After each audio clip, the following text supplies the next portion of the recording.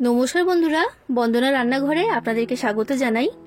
আজ আমি আপনাদের সাথে সয়াবিনের একটা নতুন ধরনের আর নতুন স্বাদের রেসিপি শেয়ার করছি। বন্ধুরা, আপনারা বাড়িতে নানা রকমভাবে সয়াবিন বানিয়ে খেয়েছেন, তাই একবার আমার এই রেসিপিটা ফলো করে বাড়িতে সয়াবিন কারি বানিয়ে খেয়ে দেখুন। এটা এতটাই দুর্দান্ত স্বাদের খেতে হয় যে এটা খাবার পর আপনারা বুঝতেই পারবেন না যে কষা মাংস খাচ্ছেন না সয়াবিন। আর যাকে আপনারা এই সয়াবিন কারিটা তৈরি করে খাওয়াবেন, এটা খাওয়ার পর প্রত্যেকেই আপনার খুবই প্রশংসা করবে। আর এই সয়াবিন কারিটা আপনি বাড়িতে কিভাবে তৈরি করেছেন সেই রেসিপিটাও জানতে চাইবে।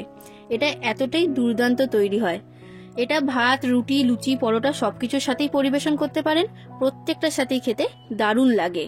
তাই বন্ধুরা, আর দেরি না করে আজকে রেসিপিটা শুরু করা যাক। আর আপনারা যদি আমার চ্যানেলে নতুন এসে থাকেন তাহলে চ্যানেলটা সাবস্ক্রাইব করার জন্য অনুরোধ রইল। এই রেসিপিটা তৈরি করার জন্য আমি গ্যাসের মধ্যে একটা কড়াইতে জল গরম হতে বসিয়ে দিয়েছিলাম। জলটা এখন ফুটে উঠতে শুরু করে দিয়েছে। এবার আমি এর মধ্যে দিয়ে দিচ্ছি হাফ চামচের মতো লবণ। এরপর আমি এখানে নিয়েছি 100 গ্রাম সয়াবিন। এবার সয়াবিনটাকে গরম জলের মধ্যে দিয়ে খুব ভালো করে আমি মিশিয়ে নিলাম। আর গ্যাসের ফ্লেমটা হাই ফ্লেমে রেখে 5 মিনিট সয়াবিনটাকে আমি ফুটিয়ে নেব। তাহলে দেখবেন সয়াবিনের সাইজটা ফুলে ডবল হয়ে যাবে আর সয়াবিনটা অনেকটাই নরম হয়ে যাবে। তো এটা এখন 5 মিনিট হতে থাক। 5 মিনিট পর আমি আপনাদেরকে দেখাচ্ছি। তো দেখুন বন্ধুরা, সয়াবিনের সাইজটা এখন ফুলে ডবল হয়ে গেছে আর সয়াবিনটা এখন নরম হয়ে গেছে। তো এর থেকে বেশি সয়াবিনটাকে নরম করার প্রয়োজন নেই, 5 মিনিট ফুটিয়ে নিলেই যথেষ্ট। এবার আমি জলের মধ্যে থেকে সয়াবিনটাকে তুলে নিচ্ছি। তো সব সয়াবিনগুলোকে আমি একটা পাত্রের মধ্যে তুলে নিয়েছি। সয়াবিনটা এখন খুবই গরম রয়েছে, তাই এর মধ্যে আমি দিয়ে দিচ্ছি জল। এবার এই সয়াবিনটাকে জল পাল্টিয়ে 2 থেকে 3 বার আমি ভালো করে ধুয়ে নেব। তো দেখুন বন্ধুরা, আমি 2 থেকে 3 বার সয়াবিনটাকে ভালো করে ধুয়ে নিয়েছি। এবার এই জলের মধ্যে থেকে আমি সয়াবিনটাকে তুলে নিচ্ছি। আর খুব ভালোভাবে চেপে সয়াবিনের মধ্যে থেকে জলটাকে বের করে দিতে হবে। আমি একটা পাত্রের মধ্যে সব সয়াবিনগুলোকে জল ঝরিয়ে নিয়ে নিয়েছি। এটা এখন আমি সরিয়ে রেখে দিলাম। পর আমি গ্যাসের মধ্যে একটা কড়া বসিয়ে দিয়েছি। কড়ার মধ্যে দিয়ে দিয়েছি পরিমাণ মতো সর্ষের তেল। সর্ষের তেলটা খুব ভালো মতো গরম হয়ে গেছে। এবার আমি এখানে নিয়েছি 3টে বড় সাইজের পেঁয়াজ কুচি। পেঁয়াজটাকে এরকম সরু করে লম্বা করে কেটেছি। এবার পেঁয়াজটাকে আমি তেলের মধ্যে দিয়ে দিলাম। পেঁয়াজটাকে লাল করে ভেজে নিতে হবে। আর এখানে পেঁয়াজের বেরেস্তা তৈরি করতে হবে। গ্যাসের ফ্লেমটা মিডিয়াম ফ্লেমে রেখে এখন পেঁয়াজটাকে ভেজে আমি বেরেস্তা বানিয়ে নিচ্ছি। তো দেখুন বন্ধুরা, পেঁয়াজটাকে আমি খুব ভালো করে ভেজে বেরেস্তা তৈরি করে নিয়েছি। এবার আমি তেলের মধ্যে থেকে পেঁয়াজটাকে তুলে নিচ্ছি। আর তেল ঝরিয়ে পেঁয়াজটাকে তুলে নিতে হবে। দেখুন বন্ধুরা, পেঁয়াজের বেরেস্তা আমার তৈরি করা হয়ে গেছে। এবার এই পেঁয়াজের বেরেস্তাটা ঠান্ডা হওয়ার জন্য আমি সরিয়ে রেখে দিচ্ছি। পেঁয়াজের বেরেস্তা তৈরি করার পর কড়াইতে যে তেল রয়েছে, এই তেলের মধ্যে আমি দিয়ে দিচ্ছি আলু। এখানে আমি 2টো মাঝারি সাইজের আলুকে এইরকম ডুমো ডুমো করে কেটে আমি তেলের মধ্যে দিয়েছি। এবার আলুটাকে ভেজে নিতে হবে। গ্যাসের ফ্লেমটা লো থেকে মিডিয়াম ফ্লেমে রেখে একটু লাল লাল করে ভেজে নিচ্ছি। তো দেখুন বন্ধুরা, আলুটা আমার ভাজা হয়ে গেছে। এবার তেলের মধ্যে থেকে আলুটাকে আমি তুলে নিলাম। এবার কড়াইতে যে তেল রয়েছে এর মধ্যে আমি দিয়ে দিচ্ছি সয়াবিন। সয়াবিনটাকে দিয়েও খুব ভালো করে ভেজে নিতে হবে। আর একটু লাল লাল করে সয়াবিনটাকে আমি ভেজে নেব। 3 মিনিটের মতো সয়াবিনটাকে আমি খুব ভালো করে ভেজে নিয়েছি। আর একটু লাল করে ভেজেছি, দেখে নিশ্চয়ই বুঝতে পারছেন। তো সয়াবিনটা আমার ভাজা হয়ে গেছে। এবার একটা পাত্রের মধ্যে আমি সয়াবিনটাকে তুলে নিচ্ছি। তো সব সয়াবিনটাকে আমি একটা পাত্রের মধ্যে তুলে নিয়ে নিয়েছি। এবার এই সয়াবিনের মধ্যে আমি দিয়ে দিচ্ছি হাফ চামচের মতো হলুদের গুঁড়ো। এরপর দিয়ে দিচ্ছি লঙ্কার গুঁড়ো। আপনারা যতটা ঝাল খেতে পছন্দ করেন সেই অনুযায়ী লঙ্কার গুঁড়োটা এখানে দিয়ে দেবেন। এরপর দিয়ে দিচ্ছি স্বাদ অনুযায়ী লবণ। আর এরপর দিয়ে দিচ্ছি 100 গ্রাম ফেটিয়ে রাখা টক দই। টক দইটা এখানে অবশ্যই ব্যবহার করতে হবে। এবার সব উপকরণ আমি খুব ভালো করে সয়াবিনের সাথে মিশিয়ে নিচ্ছি। সয়াবিনটাকে প্রথমে ভেজে তারপর যদি মশলা টক দই দিয়ে ম্যারিনেট করে এই রান্নাটা করা হয় তখন এর স্বাদ কিন্তু অনেক গুণ বেড়ে যায়। তাই বন্ধুরা, আপনারা বাড়িতে অবশ্যই একবার রেসিপিটা ট্রাই করবেন। না বানিয়ে খেলে আপনারা বুঝতেই পারবেন না এটা কতটা দুর্দান্ত স্বাদে খেতে হয়। তো দেখুন বন্ধুরা, আমি সব উপকরণ খুব ভালো করে সয়াবিনের সাথে মিশিয়ে নিয়েছি। এবার সয়াবিনটা আমি ঢাকা দিয়ে সরিয়ে রেখে দেব 10 থেকে 15 মিনিটের জন্য। এই 10 থেকে 15 মিনিটের মধ্যেই সয়াবিনটা খুব ভালো মতো ম্যারিনেট হয়ে যাবে। এবার দেখুন বন্ধুরা, আমি এখানে একটা মিক্সি জার নিয়েছি।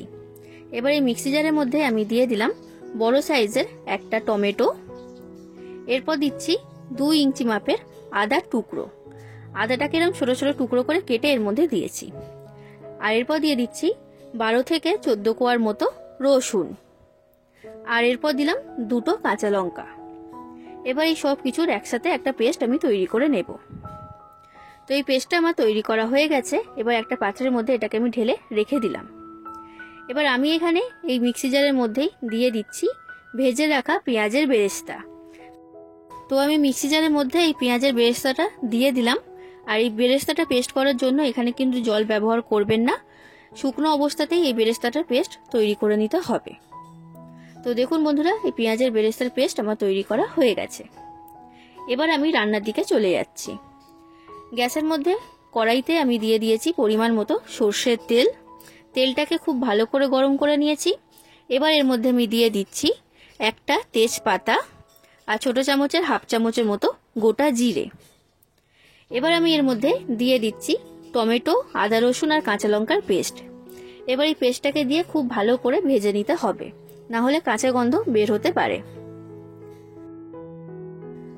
তো দেখুন বন্ধুরা, এই পেস্টটাকে আমি খুব ভালো করে ভেজে নিয়েছি। এবার গ্যাসের ফ্লেমটা কমিয়ে আমি একদম লো ফ্লেমে করে দিলাম। এবার আমি কড়ার মধ্যে দিয়ে দিচ্ছি পেঁয়াজ বেরেস্তার যে পেস্টটা আমি তৈরি করেছিলাম সেই পেস্ট।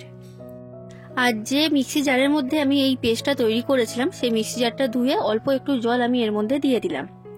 এবার জল দিয়ে খুব ভালো করে মিশিয়ে নিচ্ছি।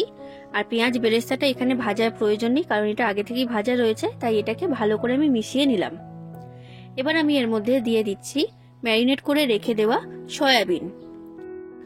সব সয়াবিনটাকে আমি কড়ার মধ্যে দিয়ে দিয়েছি। এবার সয়াবিনটাকে আমি খুব ভালো করে কষিয়ে নেব। গ্যাসের ফ্লেমটা মিডিয়াম ফ্লেমে রেখে 3 মিনিটের মতো সয়াবিনটাকে কষিয়ে নিতে হবে, যতক্ষণ না পর্যন্ত সয়াবিনের মধ্যে থেকে তেল বের হতে শুরু করছে। বন্ধুরা, রেসিপিটা যদি আপনাদের ভালো লাগে তাহলে অবশ্যই লাইক করে দেবেন, যতটা সম্ভব ততটা শেয়ার করে দেবেন, আর কমেন্ট করে জানাবেন রেসিপিটা আপনাদের কেমন লেগেছে। আর চ্যানেলটা যদি এখনো পর্যন্ত সাবস্ক্রাইব না করে থাকেন তাহলে চ্যানেলটা সাবস্ক্রাইব করার জন্য অনুরোধ রইল। দেখুন বন্ধুরা, 3 মিনিট আমি খুব ভালো করে সয়াবিনটাকে কষিয়ে নিয়েছি। এর মধ্যে থেকে এখন তেল বের হতে শুরু করে দিয়েছে। এবার আমি এর মধ্যে দিয়ে দিচ্ছি চিকেন মশলা। আমি এখানে 1 চামচ চিকেন মশলা দিয়েছি। আর চিকেন মশলাটা এখানে অবশ্যই ব্যবহার করবেন। চিকেন মশলা দেওয়ার কারণেই এই সয়াবিন কারির স্বাদটা অনেক গুণ বেড়ে যাবে। আর এরপর আমি এর মধ্যে দিয়ে দিলাম 1 চামচ চিনি। চিনি দিলে রান্নার স্বাদ খুবই ভালো হয়, তাই আমি এখানে চিনিটা দিয়েছি। আর এরপর দিয়ে দিচ্ছি অল্প পরিমাণে জল। যে পাত্রের মধ্যে সয়াবিনটা আমি ম্যারিনেট হওয়ার জন্য রেখে দিয়েছিলাম সেই পাত্রটা ধুয়েই আমি এখানে জলটা দিয়ে দিয়েছি। এবার এই সব উপকরণ আমি মিশিয়ে নিলাম। এবার দিয়ে দিচ্ছি ভেজে রাখা আলু। আলুটাকে দিয়েও আমি 2 মিনিটের মতো এটাকে কষিয়ে নেব। তো দেখুন বন্ধুরা, 2 মিনিটের মতো আলুটাকে দিয়েও আমি খুব ভালো করে কষিয়ে নিয়েছি। এবার গ্যাসের ফ্লেমটা লো ফ্লেমে রেখে আমি কড়াটা ঢাকা দিয়ে দিচ্ছি 1 মিনিটের জন্য। 1 মিনিট হয়ে গেছে বন্ধুরা, কড়া ঢাকনাটা আমি খুলে নিয়েছি। দেখুন এর মধ্যে থেকে তেল বের হতে শুরু করে দিয়েছে। এবার আমি এর মধ্যে দিয়ে দিচ্ছি পরিমাণ মতো জল। আপনারা যতটা গ্রেভি রাখতে পছন্দ করবেন সেই অনুযায়ী জলটা এখানে দিয়ে দেবেন। জল দিয়ে খুব ভালো করে এটাকে আমি মিশিয়ে নিলাম। এবার গ্যাসের ফ্লেমটা মিডিয়াম ফ্লেমে রেখে কড়াটা আমি ঢাকা দিয়ে দেব 5 মিনিটের জন্য। 5 মিনিটের মধ্যেই সয়াবিন কারিটা আমার তৈরি হয়ে যাবে। 5 মিনিট হয়ে গেছে বন্ধুরা, কড়ার ঢাকনাটা আমি খুলে নিয়েছি। দেখে নিশ্চয়ই বুঝতে পারছেন এটা কতটা সুন্দর দেখতে হয়েছে, আর এর মধ্যে থেকে খুব সুন্দর একটা গন্ধও বের হচ্ছে। এবার আমি এর মধ্যে দিয়ে দিচ্ছি সামান্য পরিমাণ শাহি গরম মশলা। শাহি গরম মশলা দিয়ে খুব ভালো করে মিশিয়ে নিলাম। তৈরি হয়ে গেল দুর্দান্ত স্বাদের সয়াবিন কারি। তাহলে বন্ধুরা, আপনারা বাড়িতে অবশ্যই একবার আমার এই রেসিপি ফলো করে বাড়িতে সয়াবিন কারি তৈরি করুন। আশা করছি আপনাদের সকলের রেসিপিটা খুবই ভালো লাগবে। আর রেসিপিটা কেমন লেগেছে সেটা কমেন্ট করে অবশ্যই জানাবেন। তাহলে বন্ধুরা, আজ আসি, আবার দেখা হবে অন্য কোনো দিন অন্য কোনো রেসিপির সাথে। ধন্যবাদ।